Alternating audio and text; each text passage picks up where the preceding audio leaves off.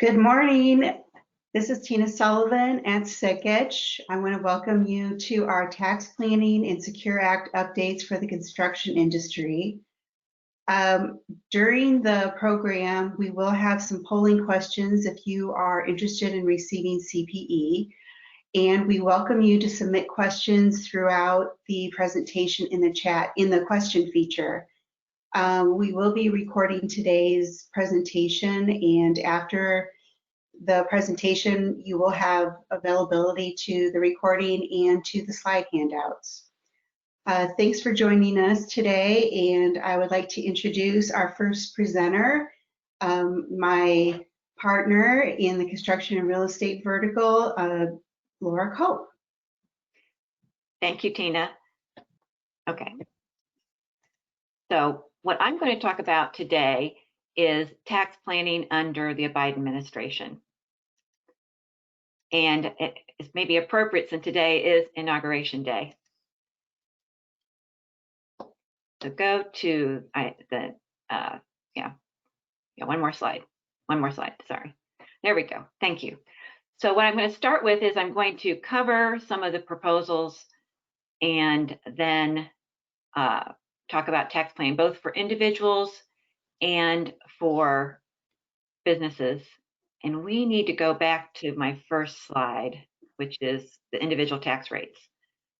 Sorry, everybody, we've had a little glitch here with PowerPoint this morning. Other direction, please. Anyway, I'll keep talking. So I think we all know that the individual tax rates are proposed to change, and that President Biden is proposing to increase the top marginal rate for individuals with income over $400,000 from the current rate of 37% to 39.6%. And the other brackets interest rates would stay the same. Also, he is proposing to increase the capital gain and qualified dividend rate for taxpayers with income in excess of $1 million from the current maximum capital gain rate of 20% to the proposed ordinary income rate of 39.6. So when you combine that rate with the 3.8 net investment income tax rate, the effective rate just for federal alone would be 43.4% on capital gains. Obviously a big jump from our current 23.8%, almost double. Next slide, please.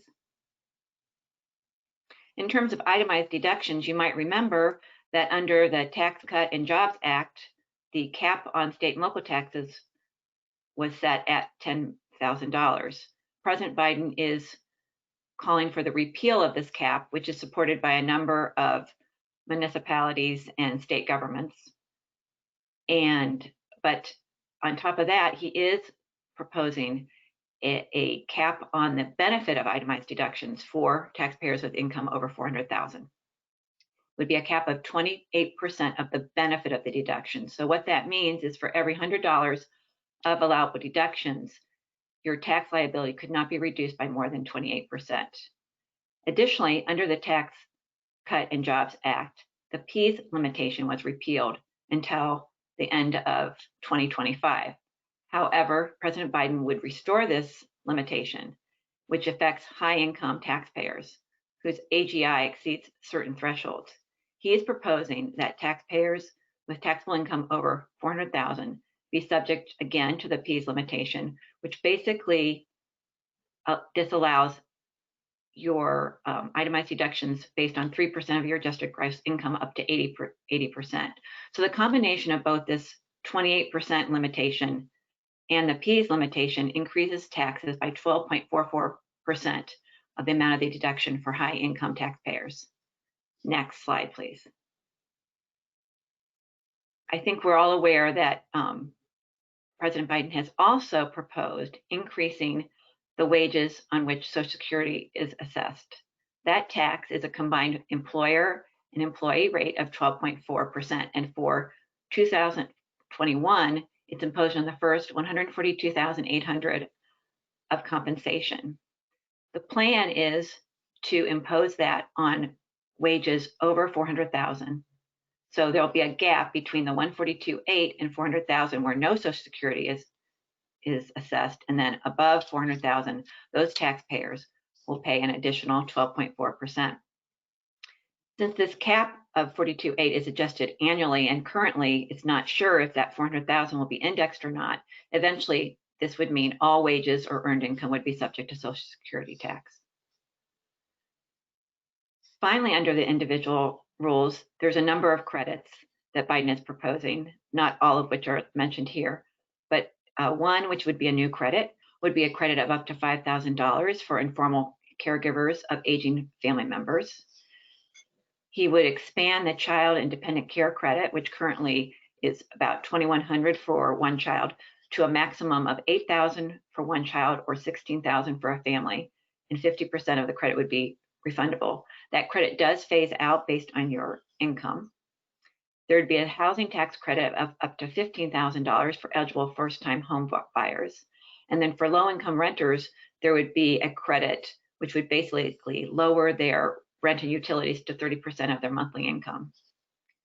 And then finally, a big impact on retirement plans would be, instead of us getting a exclusion from income or a deduction from income for our contributions to 401k plans or IRA plans, it would be instead a refundable retirement savings credit, which is estimated to be 26% of your contributions.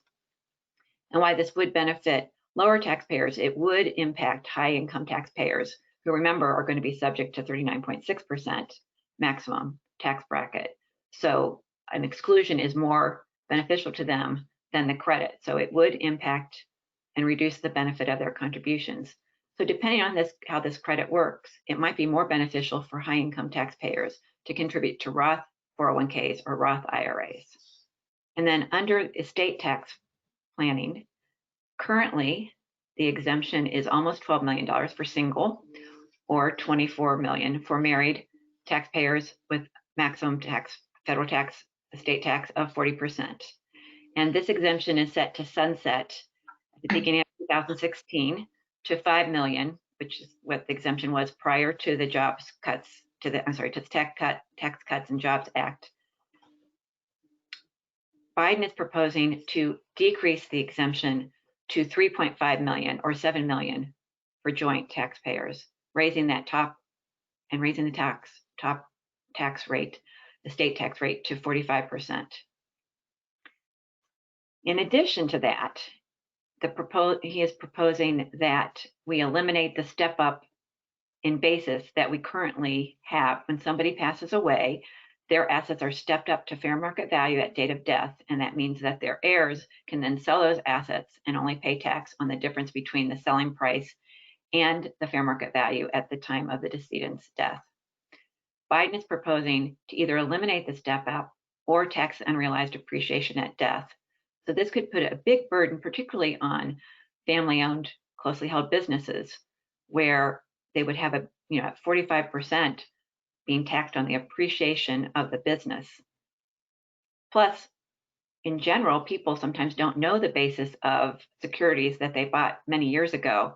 So if you don't know the basis is assumed to be zero. So again, this could put a big state tax burden on taxpayers. Next slide, please.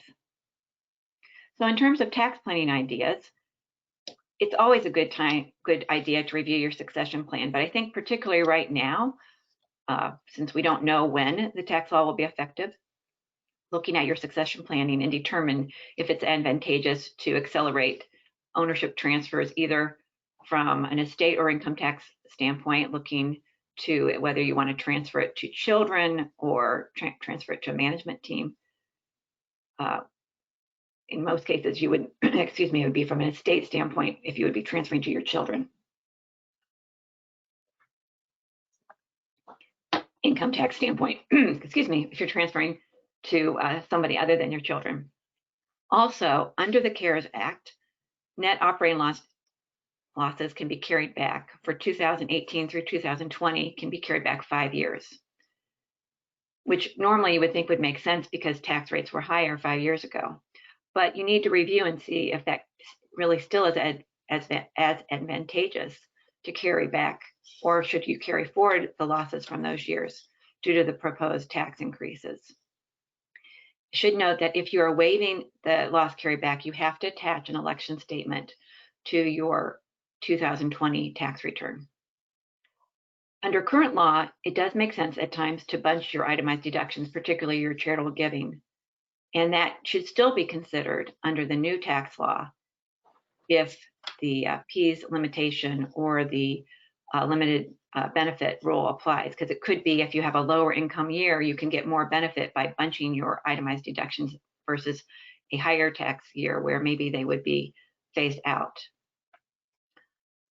If we don't have a tax rate increase for 2020, you might consider converting your regular IRAs, or all or a portion of them, to Roth IRAs, in that you would be able to then pay tax at a lower rate possibly. Again, we don't know when these rates are going to change, but it's something that you might want to consider as the year goes on and we have better idea what's going to happen with tax rates. And then if you sold your business in 2020 under the installment method, meaning that you are going to receive payments over more than one taxable year, you might consider electing out of the installment method and paying all the tax at the lower 2020 capital gain rates, or if a portion of it is ordinary under the lower ordinary rates.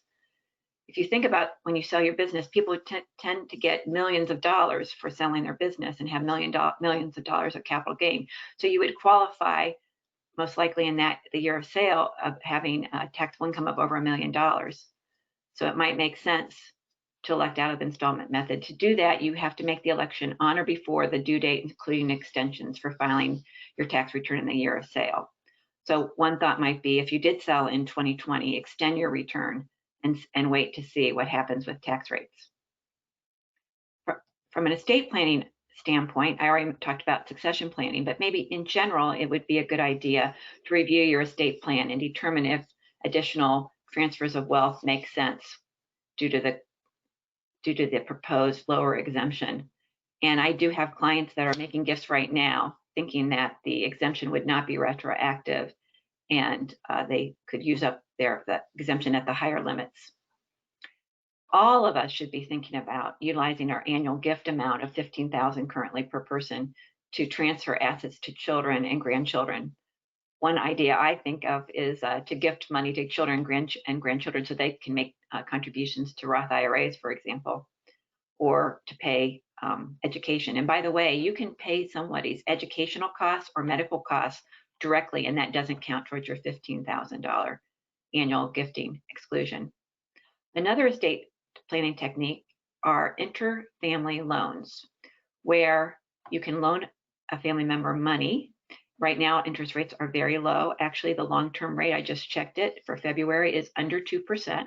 So I could loan somebody in my family money and charge them an interest rate, make it a loan for 15 years, for example, charge them 2% interest rate. They do need to pay me interest. I do need to record that as income on my tax return.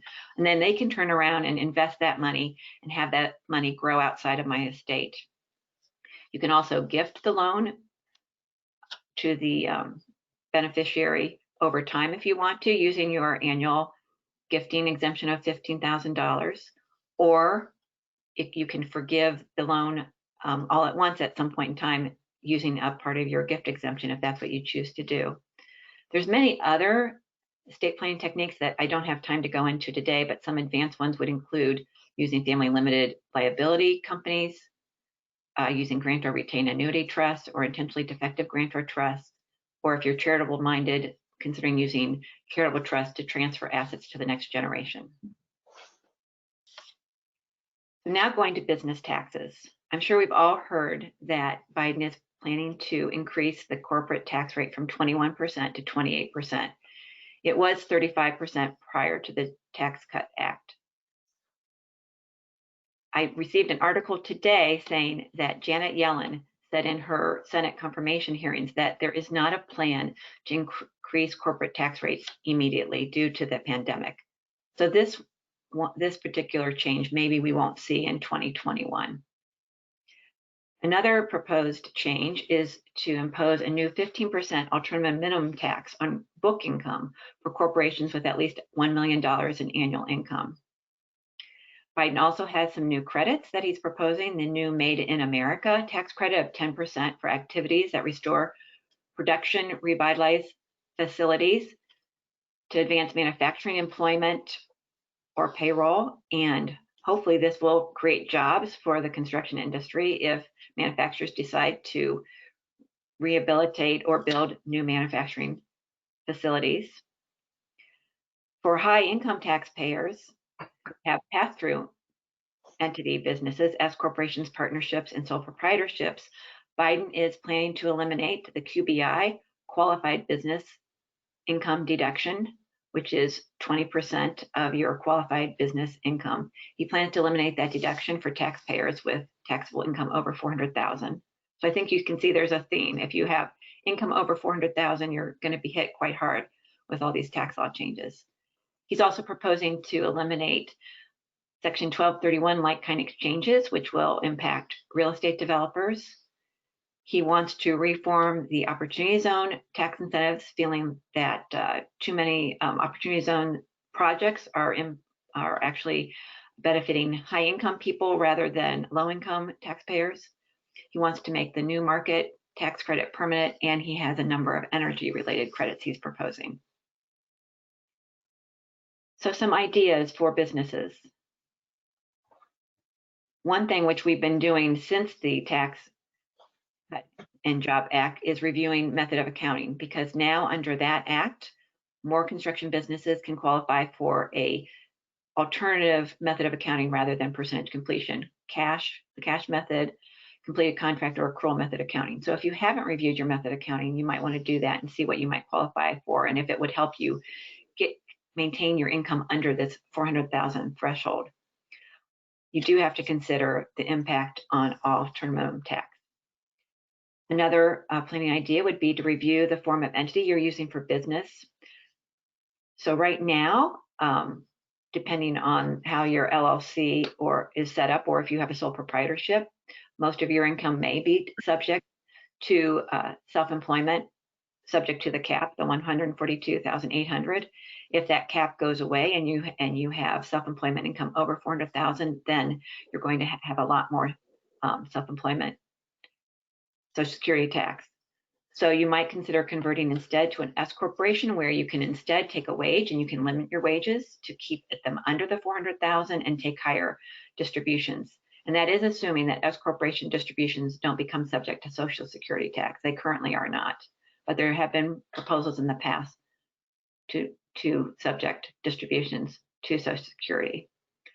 You might also consider either electing out of having a C corporation because of double taxation, or having a combination of a C corporation and pass-through entity for your various businesses to take advantage of the different tax rates and incentives. I should note that C corporations will still be subject to double taxation, meaning that because the C corporation pays tax on the income and then you pay tax on the dividends from the income, or when you sell the business, you don't get an increase in basis like you do for S corporation or an LLC, you pay double tax. So there may even be a bigger incentive despite the tax differential in terms of income tax rates. If these state tax rules pass, there might be a bigger incentive to have an S corporation or LLC interest holding your interest rather than a C corporation. Also, I think we're all aware that we have bonus depreciation, higher bonus depreciation, and higher Section 179 deduction currently. But again, you might, rather than automatically taking advantage of those two deductions, you might want to take lower regular depreciation if you expect to be in higher tax brackets in the future. You can elect out of bonus depreciation by asset class, meaning based on lives. So you can take bonus depreciation on, say, qualified leasehold improvements, qualified improvement property rather, that is a 15-year property. You could take bonus on that and then elect out on the 5-year and 7-year property. You also might want to review your retirement plans to see if changing to a different kind of plan, like a cash balance plan or maybe a Social Security integrated plan, could increase contributions to owners' accounts and lower your income to keep below the Biden income limits. And then finally, employing your children in your business could help you save taxes. Not only lower your business tax income tax, but also provide work experience for your children. You do need to consider labor laws for younger children. You do have to pay a reasonable compensation for the duties performed, but if you are paying your children compensation, they can actually avoid income tax. They may have to file a tax return, but they don't pay tax on earned income up to the standard deduction, which is $12,550 for 2020. They can also make Roth IRA or regular IRA contributions, which is a great way to get them started on saving money. And if the business is unincorporated, so a sole proprietorship or a partnership owned solely by the parents, wages paid to the owner's children are not subject to FICA if they're under 18 or not subject to FUTA if they're under 21. So with that, we have a polling question. All right. Thank you, Laura. Appreciate it. Let me tell you the answers to the polling questions.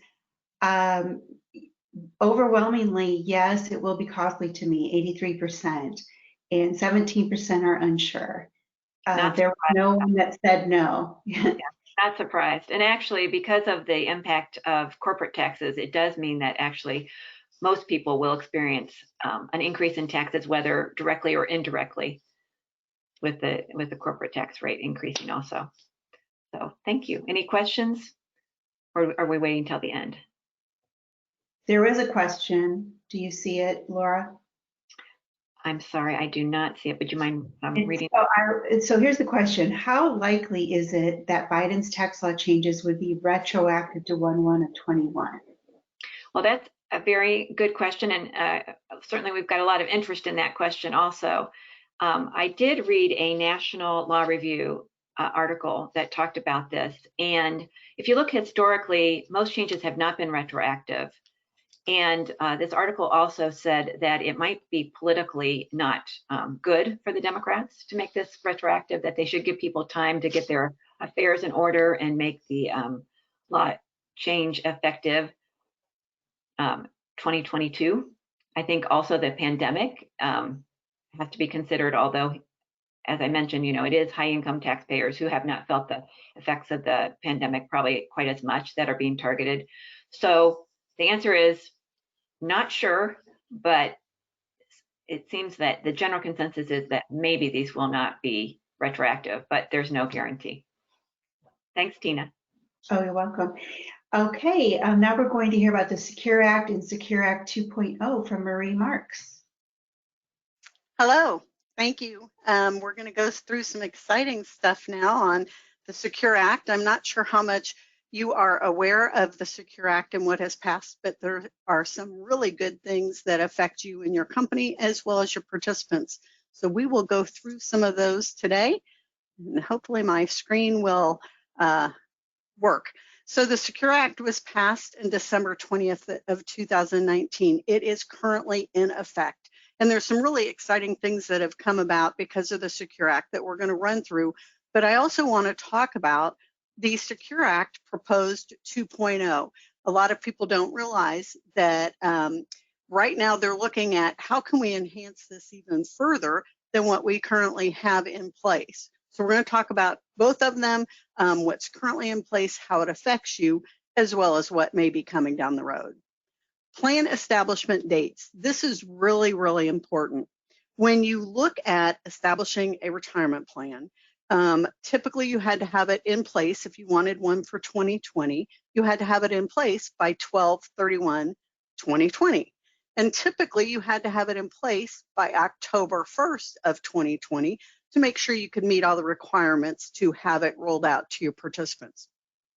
What happens is you don't look at maybe what your true profits of the corporation are until after year end when you're doing your tax returns, and it's too late. You can't go back, but now you can. The Secure Act has put in place a new date, so you guys can anyone actually can start their retirement plan for 2020 up until the tax filing date, including extensions, which is October 15th.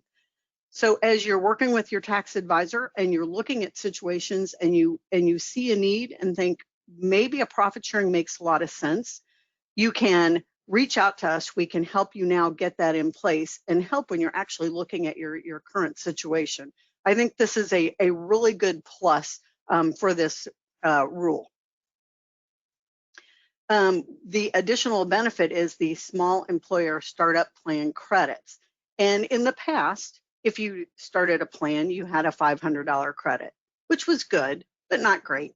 And now the new regulations state that you can have up to $250 for each eligible non-highly compensated employee, up to $5,000. Again, this is we see these regulations moving in the right way. We feel that they're much more beneficial to companies than they were in the past. So not only can you now start the plan up, but your tax credits have increased. In addition is the small employer automatic enrollment credit, which is now $500 per year. It is for 3 years. Also, that last credit was for the first 3 years of your plan. This is also for the first 3 years. This is effective if you have automatic enrollment currently. You can still take that credit. Or I mean, if you set it up now for a plan you already have, you can take that credit or a new plan. So keep in mind, a lot of what we hear from people is, my participants are going to be really upset. If I do automatic enrollment, I make them go into the plan, then they may be really upset with me, and we don't want to rock the boat with our employees. However, we have found that participants in the automatic enrollment, it's like 90 to 95% will stay in the plan once they're put in automatic enrollment, which is really good, because it gets your participants, if you have a plan currently, and let's say you have 65% are participating in the plan, you really want more of the people to participate, and you know it's going to benefit them down the road. You can start the automatic enrollment, you can re-enroll everyone into the plan, and then those people will stay on the books and in the plan. So again, that's kind of an exciting thing to be able to get your participants at a higher level of participation rate for your plan. Polling question: do you currently have, or have you considered automatic enrollment? And I think Tina is going to come back and give us. Yes, I have those results.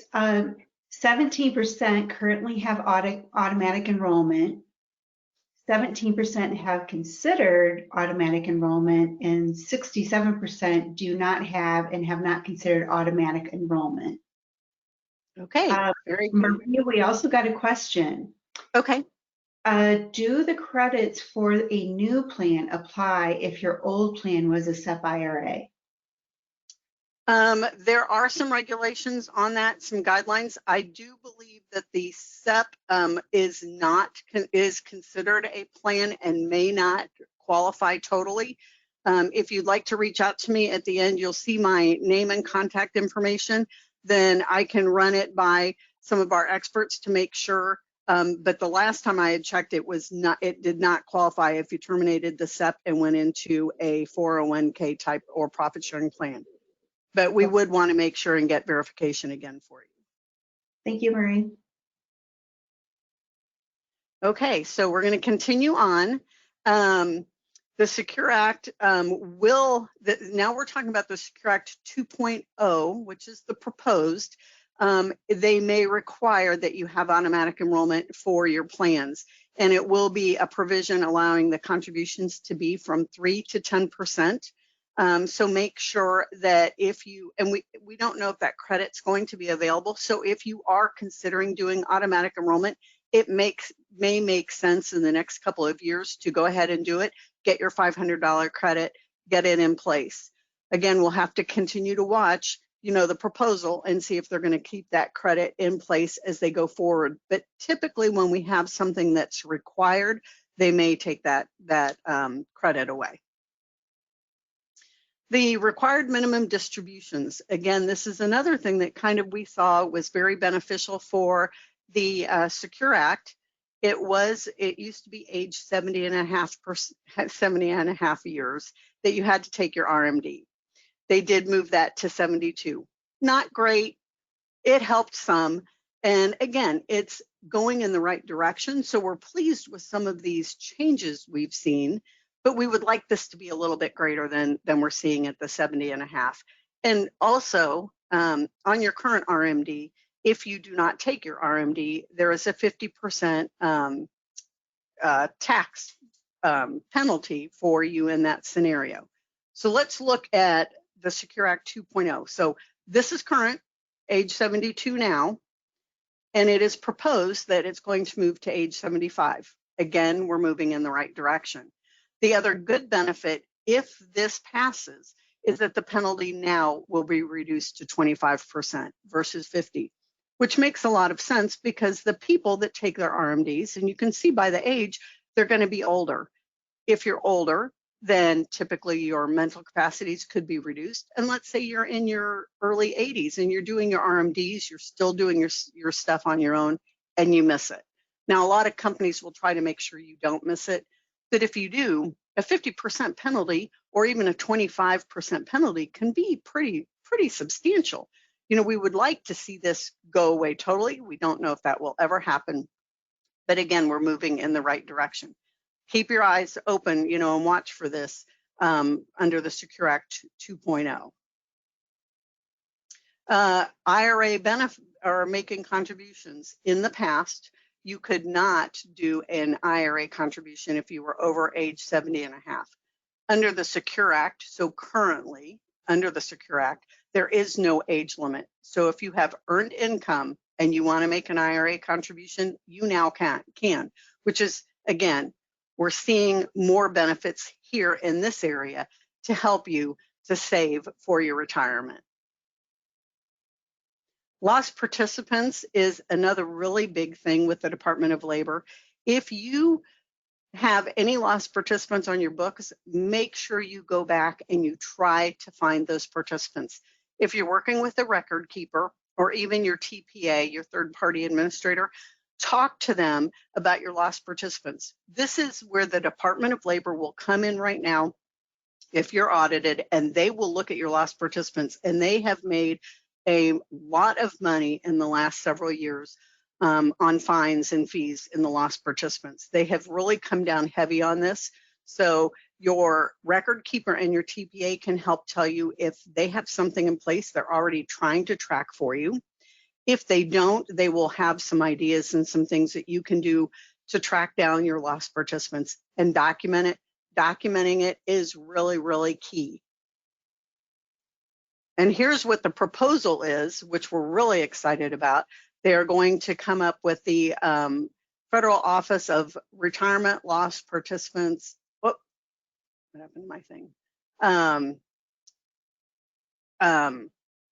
This will be a database that will allow not only your participants to go and look, and let's say you have somebody that left the firm 15 years ago, and you know how hard it is to track down a lost participant.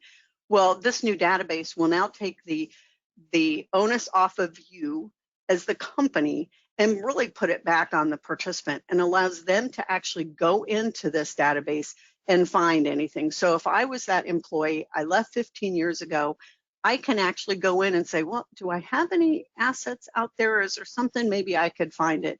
Again, this is huge when the Department of Labor has a revenue source that they are shifting back and saying, you know what, we're going to put this back to the participants and make sure that we give them something to help them find where their assets might be.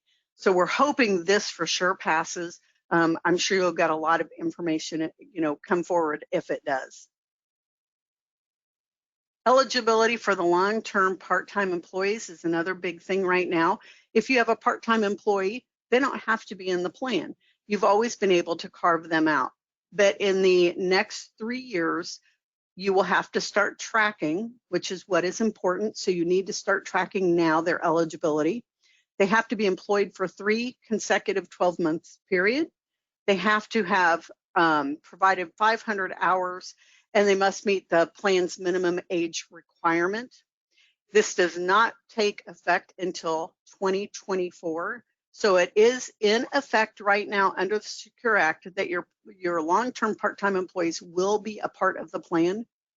The good news is they do not have to get the match on the plan. So if you are doing a match for your participants, the part-time employees will not have to be required to get that match, which is good. You know, for some companies that may not want to be able to do that. And but it does give them a place to put their own contributions away. So that's what we want to make sure that you're aware of, and that you start tracking this right now for your numbers. Some people do track it and some people don't. It will be easier in 3 years to track it now and make sure, do they meet those requirements to get there. And under Secure Act 2.0, they're changing that to a employed for a consecutive 12 months period. If the Secure Act 2.0 goes through, then that will shorten that time frame. So make sure you're looking at your part-time employees, and collectively bargained are not part of this, and either the Secure Act or the Secure Act 2.0, which is, you know, maybe important for most of the people on this call right now. Is it likely to pass? We're not sure. It's too early to tell, but we do think there is a lot of support and there's a lot of really good things in here. It kind of took the Secure Act and said, there's a few things we think we could have made better, and is enhancing them. So we will keep you posted. Make sure if you have any questions, here's my information and my phone number. Contact me. There's a whole lot of things on the Secure Act we did not talk about that may affect you, and we'd be happy to help you with any of that. Thanks, Marie. We did have a question while you were speaking. Okay, so the age changed on the required minimum distribution. Has it also changed on making qualified charitable distributions, or is it still 70.5? I don't know. Tom, is Tom there? Can he answer that? I can answer the question. This is Laura. Okay. You can still make qualified charitable distributions at age 70.5, up to $100,000. Okay, perfect. Any other questions? Thank you. Okay, I want to introduce Tom Baer, my partner. He's going to give us the 2021 tax update. Thanks, Tom. Thank you, Tina. Marie, if you want to advance the slide, couple there too. So we're going to cover a couple things. Really, a lot of things happening recently. I think we officially have a new president as I sit here. So thank you all for attending this webinar versus the inauguration, or maybe you're attending both and you're multitasking, as they say. So we're going to cover a few items from the recent bill that President Trump signed at the end of last year. So there's two things really that I want to cover in this short period of time, and then we'll, if you have any follow-up questions for any of the panel, we'd be glad to take those. So the first one is the PPP loan program, and of course we know that the money was never considered gross income. So any PPP proceeds you received were not going to be taxable. However, the IRS ruled during 2020, well, gee, if it's tax-free income, the expenses are not deductible. So you effectively got to the same place as if it were taxable. The IRS, the Congress and then the president signed the bill. These are now deductible. The other good news with the PPP loan proceeds, even though you didn't pay tax on them, they actually do create basis increase for S corporations and partnerships. So if you took a draw you would have an increase in basis from those PPP loan proceeds, so you wouldn't necessarily take a draw in excess of your basis. So all good news there. We're going to go to the next slide, Marie. So a couple things on the existing loans. So, famously, we have some new terms since December 27th. We have PPP Draw 1 and we have PPP Draw 2. So the we're still on talking about draw one, which is existing loans. The blanket forgiveness for loans under $150,000. That form actually just came out yesterday, last night. So that form is out for those on the call that might have a loan under $150,000. A very short and form that you can complete. You can choose any covered period. So before it was either 8 weeks or 24 weeks. Now you could select any period. And there was some clarification on some benefits that you could count as payroll benefits, disability, vision, dental insurance, all, and actually company paid life insurance, all could be considered in your loan expense for forgiveness. So new legislation, of course, we can't pass a year anymore, it doesn't seem like, with some new legislation that affects tax returns right at the end of the year.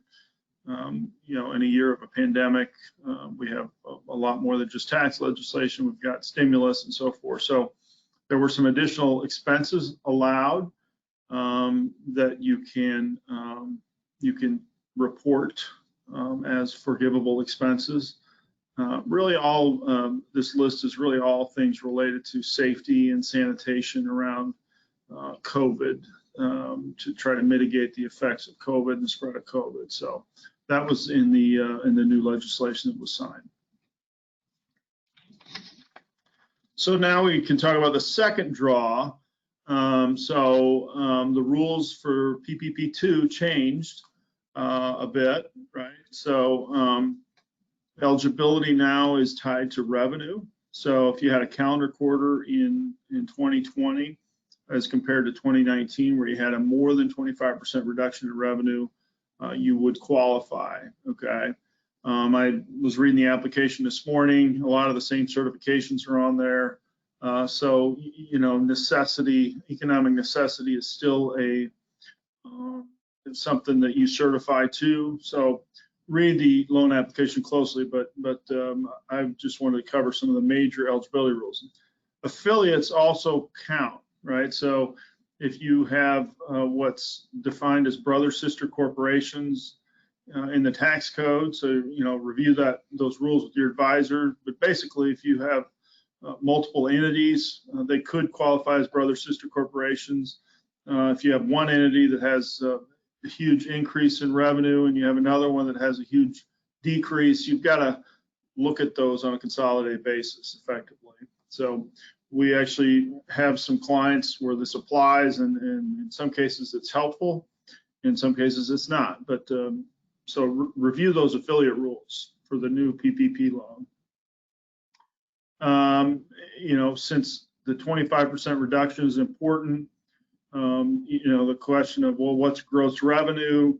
Again, the simple answer here is it's what you report on your tax return, the basis of accounting, whether it's cash or accrual or percentage completion or a combination of those, or completed a combination of those. You know, the devil is always in the details on these things. Generally, you know, be consistent from year to year. We've had some questions about, well, can I net this or net that? Well, you know, my first question is, did you do it for both years? But probably you can't really net much. You can see at the bottom there, collection of taxes, sales taxes and things. Sure, those aren't considered gross receipts, but you have to back those out of, you know, both years for the quarters you're looking at. And then maybe intercompany revenues is another one that's excluded. So there are some things excluded, but for the most part, I think it's kind of a sort of a common sense interpretation of what gross revenue is. So the other interesting thing, you've got to spend all of your first draw before you can get your second draw. You don't have to get forgiveness. So if you're still sitting on a forgiveness application you haven't filed, as long as you've expended all those proceeds and you have expenses that equal to exceed the loan, you can go ahead and, if you qualify, apply for PPP2. Now, interestingly, and if you got a loan of more than $2 million, you also have to wait until the SBA gives you final approval. So if you're trying to apply for a loan, you received a loan of over $2 million, which means you sort of have an extra step there, right? You had to fill out a 3509, which related to your economic necessity, and you provided some more information to the SBA on that. You do have to wait for that to be finalized. So, the SBA has sort of promised that they would expedite those, and they would keep some money available if they in fact aren't able to get through all those. So we'll see how that goes. On the 2019, you can use on the Schedule C's, so self-employed, you can use 2019 or 2020 Schedule C to get that loan. The maximum loan size for the second draw is $2 million. And again, that certification is important to review your current economic uncertainty. So another change, you really have to read a lot of these rules closely, because the other thing we're going to cover a little bit is the employee retention credit. And you start to read these things, the percentages, you kind of mix and match them a little bit. And so the number of employees is now 300 versus 500 based on a 2020 head count. And technically, that head count, those employee numbers are really, based on some other part of the tax code related to how many people are eligible for your health insurance. So, if you're close to that 300 or a little over it, you might have to get into those rules a little more. There is an exception again for the NAICS code 72, which is basically hotels and restaurants and hospitality. They have a higher standard. 300 count is per location. So restaurants have a little bit easier path to get to eligibility, and hotels too. But so look at that. The SBA size standards that we all came to know and love with PPP 1 don't apply, right? So if you get into some of the SBA rules, there's some size standards. Different industries may have had, if you remember, PPP 1 was 500, but certain industries may have had a higher count, and so you used the higher number. So that was taken away in this one. So 300 is the number. You can't be a publicly traded company, and you can't be a shuttered venue operator.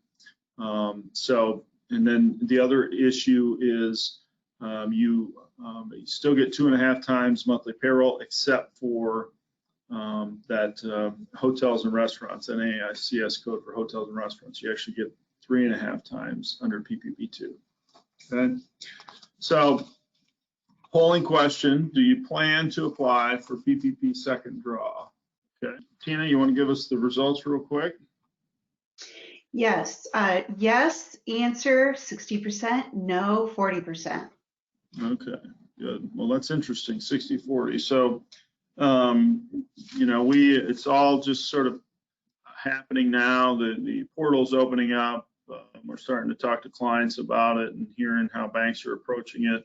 So I'm kind of curious to see how that number plays out with our clients, but I expect there'll be quite a bit less. So we'll see. But anyway, let's move on. I know we're pushing up against the bottom of the hour here, so I'll try to get through what's probably a topic we could talk about for a couple hours, but it's employee retention credit.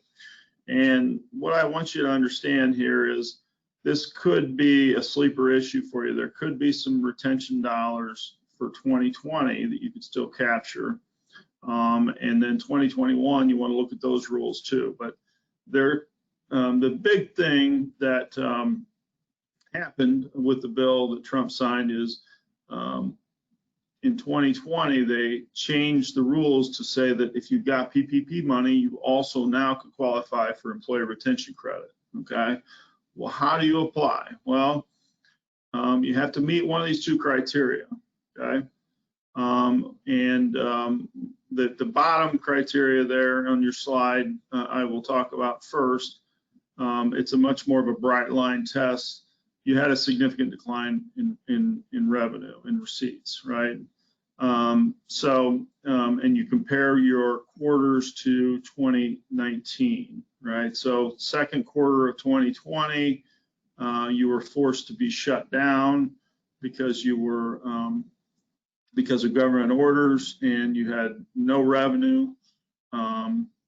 You might qualify for that significant decline. If you have that significant decline in any quarter in 2020, you effectively guarantee you would have 2 quarters. You would have the subsequent quarter as well that you would be able to claim credit, okay?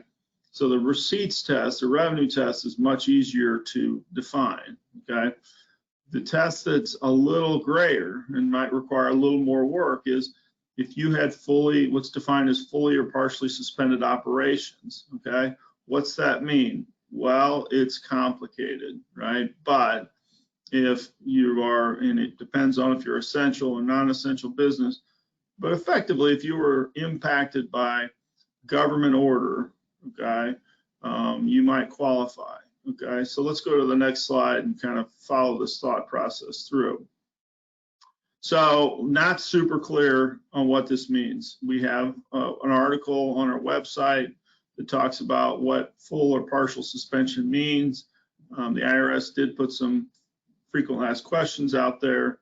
Remember, the IRS's frequently asked questions are not substantial authority, right? It's the IRS's interpretation, which many practitioners and experts out there disagree with, because when they look at the statute versus some of those, they are in conflict. In other words, the FAQs do not really represent the congressional intent. Okay? The other problem with this credit is there isn't a lot of guidance out there. So there's a lot of interpretation. So, defining that is important. And so you got to work with your advisor and probably your legal advisor in some cases to make sure you've taken a reasonable approach to a full or partial suspended operation, okay? So you can see a couple bullet points here on what that means, and what it doesn't mean, okay? Let's go to the next slide and give you an example here of I think we had maybe it jumped over, I'm sorry, yeah, case 2. So let's go to case 2. So if you're, I'm sorry, go back. You were good there, Marie. I was misspoken. So if your revenues decline, if you had a suspension of operations, okay, you only get the retention credit for the period of time that you meet that definition. If in the same quarter you meet the revenue test, then you get the credit for the entire quarter, okay? So again, if you meet the revenue test, you have two successive quarters where you could get the credit, okay? What's the credit mean? The credit is worth $5,000 per employee in 2020, okay? The most you can get, take 5,000 times the number of employees, that's the most you could get, okay? Then you have to reduce your credit amount, right? Your estimated credit for what you reported on PPP. If you go to the next slide, we'll talk a little bit about, larger and smaller employers. So this is the other thing that gets confusing. So, we talked about some employee counts for PPP, then we get into this retention credit. If you're smaller, if you're 100 or less, okay, 100 or less employees, all wages paid to employees during the quarter, the eligible quarter, are eligible for employee retention credit, okay? All wages paid to employees. If you're over 100, it's only for wages that you pay to employees to not provide services, right? So it gets a lot more complicated if you're over 100, because now you only can count wages that were paid to folks that were not providing services. Health insurance costs also count, okay, toward the credit, okay? Now, there's some legal interpretation. There's some out there that says that if you're paying workers for performing services other than what they normally were doing, in other words, you have you have somebody that was out in the field providing construction services, and now because of the pandemic, you pulled them in from the field and they're working in the shop and they're cleaning and taking inventory and doing things. The interpretation is that the percentage of time that they're spending doing other things other than what they normally would do, that's considered not working.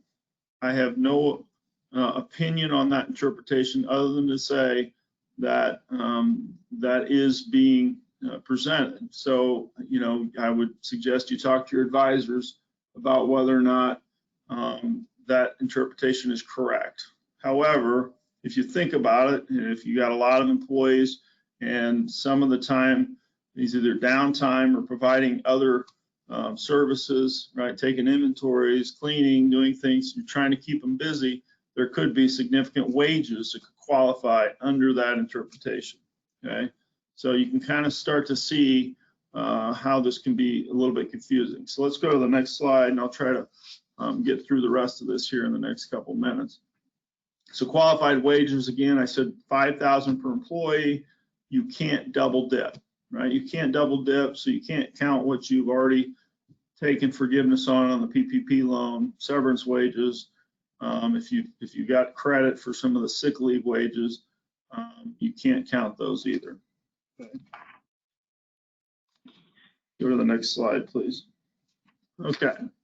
So that's 2020. So there could be some, and that's a payroll tax credit. So you would report that on an amended 941, and you can actually claim it on the fourth quarter 941. So we could go back and amend the fourth quarter 941, which is due the end of this month, as we know, and pick up everything we believe is qualifying in 2020. Even if it was incurred, you know, in the second or third quarter, we could do that. So, you know, there may be some opportunity there. It's probably worth looking at and trying to figure out the interaction between your PPP loan and the employee retention credit. For 2021, the numbers change, right?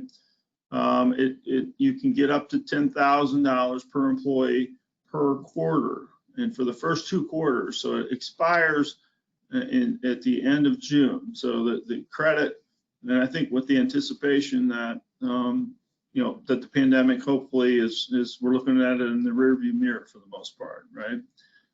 So what's the maximum credit? Well, it's $14,000 per employee because you get 70% up to the first 10,000.